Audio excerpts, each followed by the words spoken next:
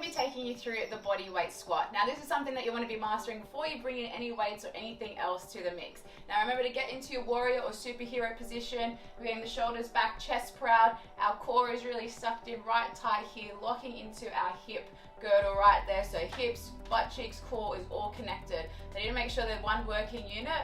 So as we squat down, we don't want to feel like we're getting a butt wink happening because our core's letting go at the bottom. So if we get the butt wink happening, it means that we're not bracing our core enough and we're not locking in everything. So what we're doing with a squat, you just want to be doing it like you're sitting down in a chair. I find a lot of people when they're doing a squat, they go knees first and then the hips come down next. So just sit down like you're doing a normal squat. Even if you want to start with something underneath you to help get the range there, perfectly fine. I do it still as well. So what we're going to do, you can have your hands here to help keep that center of gravity. I'm going to have myself in this position here about shoulder distance apart with my feet.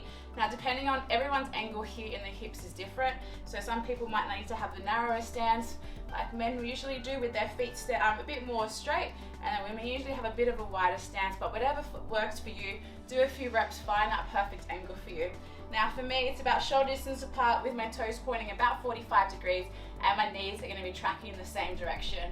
So I know it's a lot to think about, but as you go through the movements and do it more, a lot of these cues you're going to start picking up for yourself as well. So shoulders back, chest proud, core locked into the hips, and we're sitting our hips down and we're coming back up. As I'm pushing through the ground to help me get that ignition. So pushing my heels through the ground is going to get that fire start in my butt to help push me up and squeeze my butt through. Now you notice that I'm stopping my knees here.